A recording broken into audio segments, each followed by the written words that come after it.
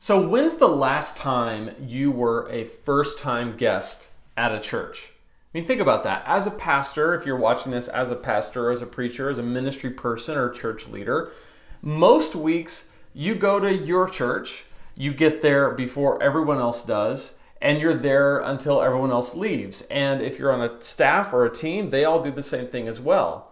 What do you miss when that's the case? When you're not pulling into the parking lot, when most people are, walking through the doors, when most people do, checking your kids into the kids ministry when most people do, and walking into the service when most people do. Well, you miss what everyone sees, right? So a few weeks ago, I actually had the opportunity to be a first-time guest at a church where no one knew who I was, and I was able to make a lot of observations. And I think you and I can learn from some of the observations I made. So let's dig right into that. My name is Lane. This is Preaching Donkey. So great to have all of you with us, especially you. Yes, you, the one that I'm talking to, whoever's watching right now. I'm so happy that you're here. And here's what I would like for you to do. If you could just very simply tap that subscribe button if you haven't already. Just hit it. Just take your finger and just push it, or take your mouse and take the arrow and click it. And what that does is it allows you to see more of these videos. It's totally free to do, to subscribe, but it gives you, lets you know when these videos are coming out. And also, it helps other people see this content, and the YouTube algorithms can help make that happen if you just subscribe. And if you like this video in particular, hit that like button. Leave a comment. I want to hear what your observations are from maybe some of the things that can't come out of this video. A few weeks ago, I was on vacation with my family in another state, and no one knew who we were. We went to a church, and it was actually a church I'm loosely connected to, but nobody there knew who we were, and I didn't know any of the people there either. So it was a perfect opportunity to learn from the experience. And so what I want to do is I want to walk you through what I observed going to that church, and a few things that I felt like if they had done better. Not just for me, because here's the thing, I don't really care, okay? It's not my church. The next week, guess what? I was back at my church where I'm responsible for the things that go on there. I care about these people, but I don't have a dog in this fight. This isn't like an attack on them or anything meant to be negative or even positive. It's just an observation about the things that I think they could do better to reach their community. Because I do care about that. I do want churches and church leaders to do well in their community and reach the people that they've been called to reach in their context. And there were some things that I observed as a first-time guest that I thought, gosh, they just missed it here. And if they would just go to this next step, they would do so much better in their community. Because if they missed it with me, they're probably missing it with everybody. And gosh, it's just such a miss. And so I want to walk you through all the observations I've made. Now, I do want to issue this caveat. This is going to seem nitpicky. To some of you, it may seem overly critical. That's not my intention. My intention is to point out the small things that add up to a big thing, which is, a few small things can very easily make a new first-time guest feel like an outsider from the very start. Okay? At our church, we want outsiders to feel like insiders in the very first day. Okay? We want people to feel like a part of the team right away. Well, at this church, I kind of felt like an outsider all from the very start. It's not because anybody was unfriendly. I'm going to talk about that. People were friendly. But it was just their system and process of bringing people through the process of coming to their church on a Sunday wasn't all that intentional. And I think that's detrimental, probably, to their goals. Okay, they probably want to grow. They probably want to reach more people. They probably want people who don't go to church to come to their church. Okay, that's the goal of a lot of churches, but I feel like they're just missing it in a few ways. Now, I'm not going to tell you who this church is. They're never going to see this because, again, they don't even know me. So this isn't meant to be for them as much as it is for you to think about your church and the processes and systems that you might have in place or don't have in place to welcome first-time guests. With all that said, this church is about 100 people, okay? At one point, the church may have been larger. I don't know. It's a pretty big building for the size people that it is. So like the auditorium seats about maybe 250, but there was maybe 80 people in the room. And so you've got a little bit of a discrepancy there between the size of the room and the amount of people, which I'll talk about a little bit later. But just 80 adults or so, maybe 20 kids-ish, for a total of 100 people. And this was a Sunday in the summer, so attendance may have been down just a little bit, but that's kind of what I observed. So let's go from the very beginning. So we arrived at the church 10 minutes before the start time. Okay, so the church started at 10:30, and this is a church that doesn't do like Sunday school or Bible studies on site on Sunday. So the service was the main event of the day. So the service starts at 10:30. We show up at 10:20. We pull up to the parking lot, and the first thing I notice is that there's no one out there. Okay, there's no one directing us into the parking lot. Some of you might be saying, well, why would there need to be? There's not a whole lot of traffic. It's 100 people. At my church, we have 3 different campuses, all different sizes. One of our campuses is 500 or 600 people. One of our campuses is about 300 people. And one of our campuses that we just launched is about 100 people. And for that 100-person campus, we have all of the things that I'm going to explain to you that was missing from this church. Not saying we're better or worse. I'm just saying, like, I don't want us to use the excuse of, well, it's 100 people and how can we have that many people doing that many things? I'm just telling you, we make it work with 100 people at a small campus because it's about how you lead and how you cast a vision and how you show people the importance of these things. So there was nobody in the parking lot. Why does that matter? Well, it matters because we actually parked in the wrong parking lot, but we didn't know it. So there was no person directing us, nobody saying, hey, come park this way with a cone, waving at us or anything like that. Nobody like that. There was no signs, okay, pointing the direction, no wayfinding signs. There was no flags or banners or anything to indicate anything's happening that day other than the permanent sign that is always there that just says Sundays 10:30. Okay, so that's fine, and you know, we knew the service was going to start at 10:30, so we showed up at 10:20. But again, 10 minutes before the start time, there's just no life. Okay, nobody in the parking lot, nobody outside, nobody indicating that anything's happening there. All right, that was my first observation.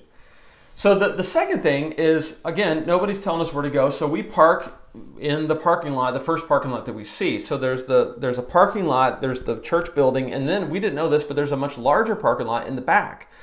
So we parked in the front parking lot. I pull in a spot. The very first thing I see right in my face, okay, right there, is a sign that says staff parking only. First words I read, staff parking only. Monday through Friday, 8 to 4 or whatever it was. So staff parking only Monday through Friday. So the very first feeling I get is, oh gosh, we made a mistake. The very first way I'm made to feel as a first-time guest is, don't park here, okay? Not instead of guest parking or first-time guest parking, or even something like, you know, nursing mothers parking or whatever would have been better than just staff parking, okay? As in you're not a part of the staff, so don't park here. So I had to kind of do the math. Wait, okay, it's Sunday, it's not Monday through Friday, so I can park here. So immediately, the very first thing I'm thinking of is, okay, am I going to get towed? Am I going to get fined? It's just not a feeling that you want people to have, okay? So we were not directed to the right parking lot. Instead, we went to the one we weren't supposed to go. The first thing we see is a sign that says, don't park here. We realized it's Sunday. We went ahead and parked there anyway, okay? A lot of people, and I was tempted to do this, would have just pulled out of that spot thinking, okay, I don't want to park in the wrong spot, you know, make anybody mad, I'll go park somewhere else. I didn't because, again, it was Sunday. So again, nobody directing us where to go, no cones, no flags, nothing indicating that's happening other than just the permanent sign. So as a result, we park in a spot that we really aren't supposed to park in. And we didn't realize this, but like I said, we were parking in a lot that most of the insiders of the church knew not to park in. So the next thing that happened is we walked up to the first door, the first main entrance that we saw. This is the other thing. Door was it was shut. No one's out there. So door's not open. Nobody waving us in. Nobody telling us, hey, come on, here's where you go. So we get all the way up to the door. We start to open it. And this one guy comes out. He's very friendly. I will say that. He's a friendly guy. He's not mean to us at all. Nobody was. And he's, hey, I guess you guys are new. Cool. Well, yes, and we have 3 kids, a 4-year-old, 3-year-old, 1-year-old. And he says, oh gosh, I see you have kids. Okay, well, I guess I don't know where you go exactly. I'm not sure where all of them will go, but we'll go over and we'll find out. So he was friendly, but he didn't know where to take us. Had no information to give us as far as what kids ministry did or didn't do. So as a parent, you're already now. Again, as a pastor, I have a lot of grace for this because I generally trust that probably they've done background checks and probably it's fairly secure. But for the average first-time guest to hear the first person say, I don't really know where you're going to put your kids, but let's go find out together. It's just like, okay, I'm starting to go, okay, is this safe? Do you guys even know what you're doing? And so he walked us through this hallway that nobody was in, past kind of the staff offices and into the kids area. And we just went up to the first room, okay, the first room where we're going to drop off our kids. We drop off the first kid, drop off the second kid, the second 2 kids, the older 2 kids in the other room. And, as far as security, all it was is on paper. We just signed them in and we were going to go sign them out when it ended. So again, a few things that I made an observation about. One is having nobody at the door. Now, here's the thing. Later I found out that the door on the other side of the church was opened at the parking lot that everybody's supposed to go to. But again, as a first-time guest, I didn't know that, okay? So I pulled in, parked in the first spot that I saw, in the first parking lot that I saw, with nobody directing me where to go, walked up to a door that was closed to a guy who had no clue what to do with us, okay? Just kind of clunky, you know what I mean? Kind of like, how am I supposed to know where to go and what to do? We get inside, we check our kids in, we go to the auditorium, we realize the other side of the door, those doors are open. There's people standing inside, so as you come in, there's somebody there to greet you, giving you a handout, the bulletin for the day. But again, unless you're an insider, you don't know that. So immediately, as a first-time guest, you've made a lot of mistakes. You've pulled in the wrong parking lot, you parked in the wrong spot, you went in the wrong door. Now, how are you supposed to know that, right? How are you supposed to know that all those things were wrong if somebody wasn't directing you? So immediately you're going, one's supposed to do that, one's supposed to do that, one's supposed to do that. So if you're a person who's kind of shy or not that confident in yourself or have a different personality, or you're really, you don't want to burden anybody, immediately you're going to go, I shouldn't have done that, I shouldn't have done that, I shouldn't have done that. I'm much different, a lot more confident. So I'm just like, they should have told me this, they should have told me this, they should have told me this, right? So to me, it was their fault. But to a different kind of person, it would be, hey, gosh, like we made all these mistakes. And again, it's just another way for people to feel like, maybe this isn't for me. Maybe they're not ready for me, okay? So we go in, we check our kids in. Those people are friendly. They're happy to see our kids. That was great. We come back into the church and we realize everybody knows we're new, okay? Everybody knows we're new. And there's a few people that like, wow, hey, good to have you, because it's a small enough church where they just knew if people were new. That's totally fine. They were friendly. That's one positive about it, is that anybody who saw us basically engaged us and was like, wow, glad to have you. So that is a good thing, that I think people were in tuned to new people and welcoming of new people. So I give them a big plus for that. So, but here's the thing. As far as the auditorium itself, like I said, there's about 80 people sitting in a room that seats, I think there's probably chairs for about 250. The room itself could probably seat 400. It's a pretty huge room. And so nothing was done to do energy management. So let me explain what I mean. This is a common problem in a lot of churches, especially churches that have low attendance but larger rooms. And what this is the size of the room and the ratio of the amount of people and the size of the room is very important. So for example, in this case, there were 80 people in a room that could seat 400. What does that do?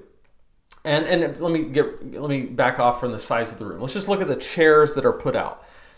For 250 chairs and 80 people in those chairs, what happens in that scenario? Well, basically what happens is it looks empty, even though 80 people is a good sized crowd. 80 people is enough to seem like a lot of people, but the problem is nobody was seating anyone. This is very common.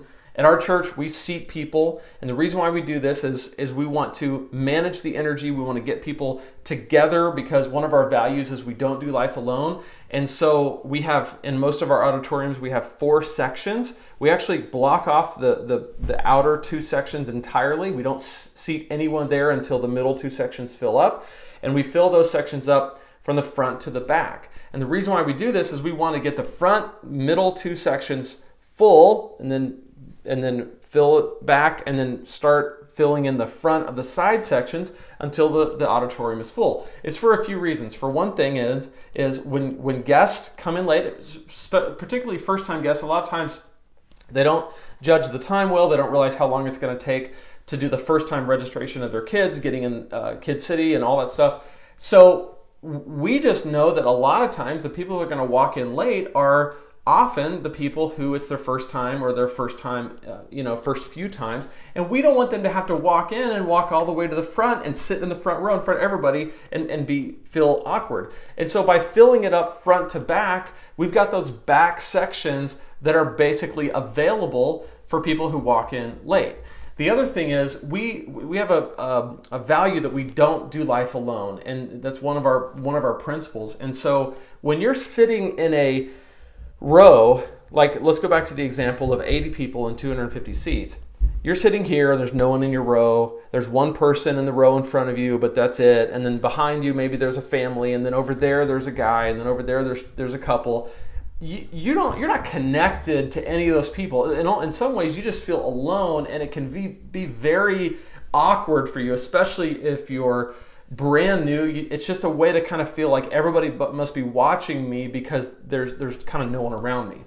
But if everybody is kind of packed in, where you're not sitting on top of each other, you got your own seat, but there's people around you, in front of you, then it feels more like, okay, I'm a part of something.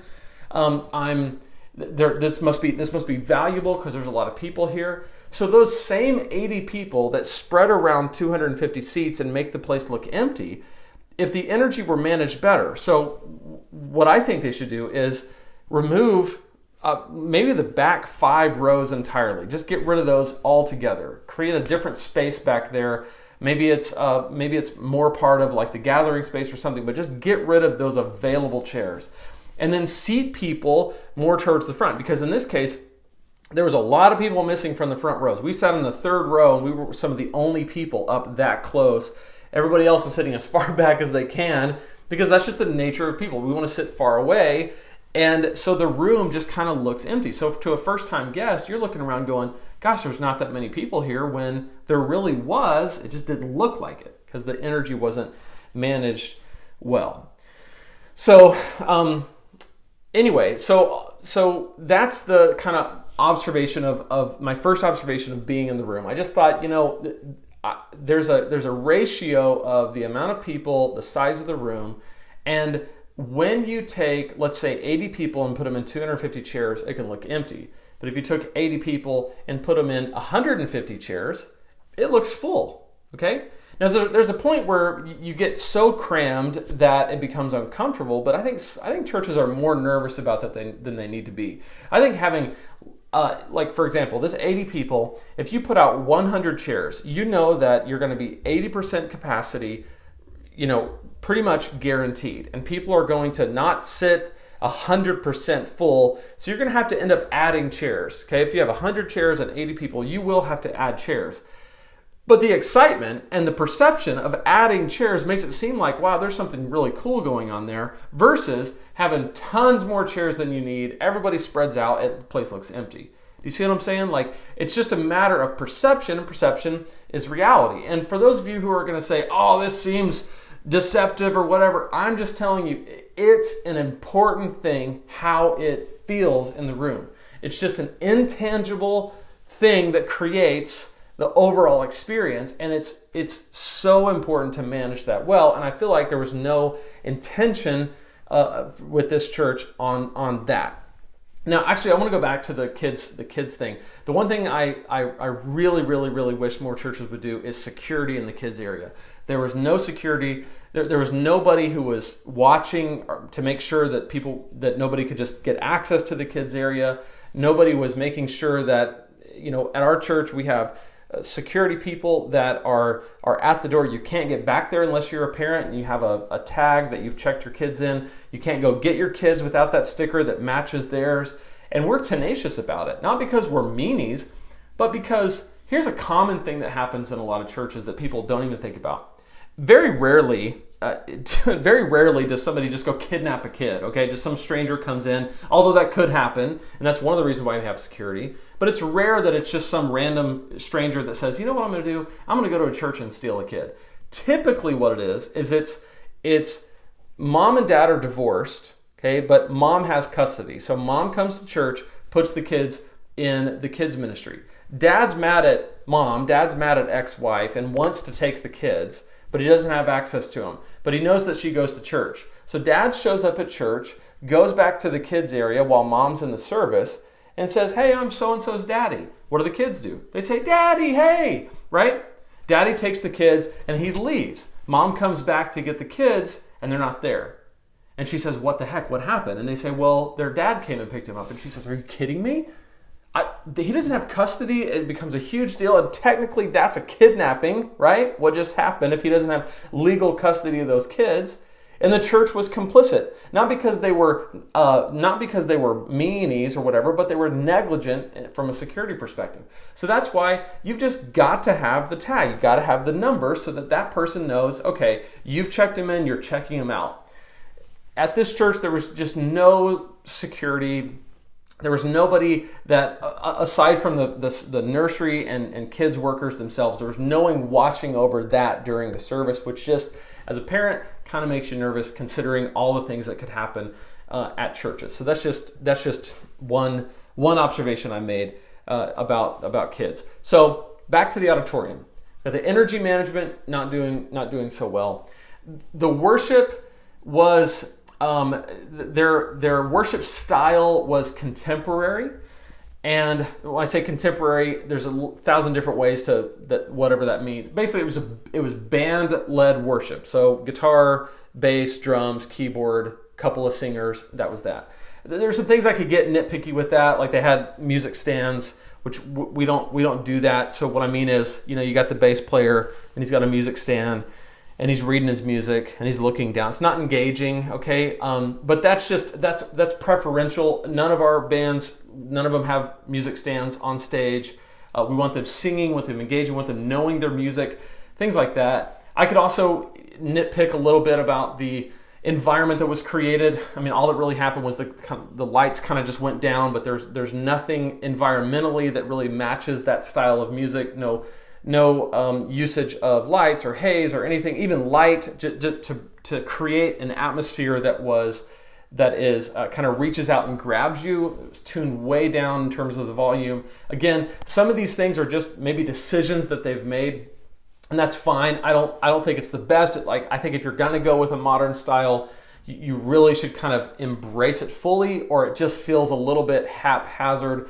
Like you're not really committed to it, but you're going to try. You want to dip your feet in the water, but it's kind of half like a traditional looking church, but then you got the band up. It's just confusing to people. Just go all in or do something else. And so I felt like the experience, the worship leader was very sincere. I really liked him. He seemed to really be passionate about the music and he was talented. But I felt like the band and the presentation of it all just seemed like it just seemed kind of like it wasn't intentional. There wasn't an intentional flow of it. Then the band ended, an elder got up, and it was just kind of a weird segue between, you got the worship band, they played, but then the sermon didn't happen yet. This guy gets up and he gives like a communion talk that, he's not a very polished speaker, you can tell he doesn't speak very much. It's very dry. There's no music at all during his thing, like no mood music or anything. But then when they pass out the elements, they play some mood music. Then they turn it off so he can do the offering talk. it was 10 solid minutes of just kind of what's happening here, like it didn't fit. You could tell it was almost like, okay, which elder this week is going to go up and give the communion and giving talk, because that's something this particular tradition of churches does. But it was not a very, like, not the best person to do it, but you could tell it's probably just some guy that's on rotation that's supposed to do it that week. So, as an observer, you're going, okay, the worship, aside from all the observations I made, the worship was actually pretty good from like a musical standpoint, and I engaged with it. But then the energy level just drops to nothing. Then the pastor gets up, and he's actually incredible. And this is part of my point. So all that stuff happens, and then the pastor gets up, and his sermon is awesome.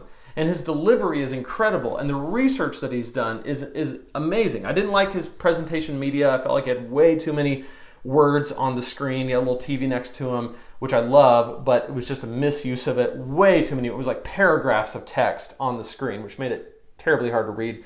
The graphics during the worship were awful as well. 1990 style words with like moving graphics behind it on one screen. It's just, there were some things that were very dated, like 2001, 2002-ish. But his actual delivery, his content was incredible. And so here's my point. This is why I wanted to make a video for you about this. All of these things are things that contribute to the effectiveness of reaching a first-time guest or a repeat guest or even your regular attenders, but especially a first-time guest. And by the time I got to his sermon, think about this, by the time I sat down and listened to a really amazing sermon, to be honest, it was about, it was a passage on the Sermon on the Mount, and it was about how we're not supposed to take revenge because it's God's place to avenge. And we are supposed to love like Jesus does, not try to avenge people. And so we're supposed to turn the other cheek. He talked about that. Walk the extra mile. Give people our code if they ask for our tunic or whatever it was. So it was a powerful message, and it was challenging. And I loved it from a lot technical standpoint, from a delivery, and also just what it did to my heart. And it was a very convicting message. But in order to get there, okay, I was in the parking lot, bad experience, parked in the wrong spot, parked in the wrong parking lot, went through the wrong door, very, very ill prepared for us to come to their kids area, but friendly to us in the room, sat in what felt like a mostly empty room. The worship was, decent, because I can connect with just about any music that's about Jesus, but it was unengaging on so many levels. Then the energy just dropped to nothing with the elder talking about whatever he was talking about. Then I got to the sermon. So the sermon was still powerful on its own, but imagine how much more powerful it would have been if it had been all along the way, if they had just had these other steps working, okay? People at the parking lot to greet us as we come in. And if we're supposed to park in the back, that's fine. Organize the cones and the flags and the people to kind of point in that direction in a friendly, engaging way. Okay, if we'd come through the right door and been greeted by someone who knew where to take us and why to take us there, if there was any kind of even perceived security in the kids area, if we had walked into a room that looked like it was ready for a service and they didn't just turn the lights on that morning and make bad coffee, but they actually were ready for an experience that day, and we were seated in a way that made it feel like we were a part of something and not the only ones there. And then they thought through the presentation of all of the elements in such a way that it was engaging and fit with what they're going for, okay? Because what they seem to be going for is a modern style, but it just missed in so many ways. So either do that or don't do that, but if you're gonna do it, just don't halfway do it. So imagine if they had done it in a way that worked, and then we got to the message. How much more ready we would be able to hear it, where I'm not worried about my kids. I don't have all these bad feelings about who I might have offended. I don't think people are looking at me. I'm just tuned into what the Lord has for me. Now, some of you might be saying, well, you ought to just be spiritual enough, and people ought to just be spiritual enough and love Jesus enough to handle all that. And if they really love Jesus, well, great. If they really love Jesus, that's fine. I'm talking about the people who you probably want to reach as a church, the people in your community who just were invited and they come and this is their experience. So at your church, just think about, what is the sermon before the sermon? What are people exposed to? What are they put through? How are they taken through a process?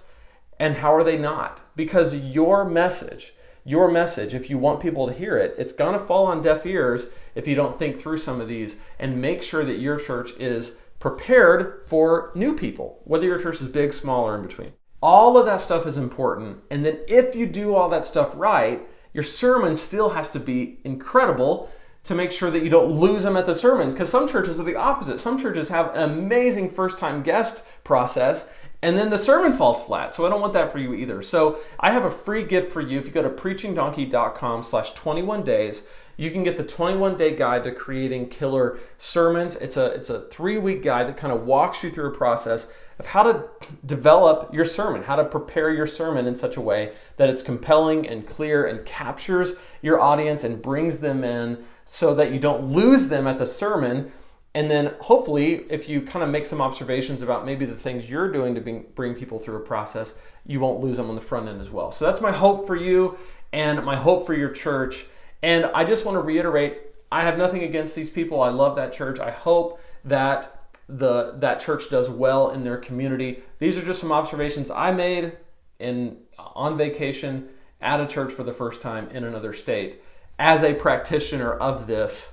And so hope this was helpful to you, and just know that it comes from a heart of wanting to help and wanting to make a difference in your church as well as in that church, hopefully. I don't think any of them will see it, but we'll see. And so until next time, remember, if God can speak through a donkey, he can speak through you, and he can speak through me. We'll see you next time on the Preaching Donkey YouTube channel.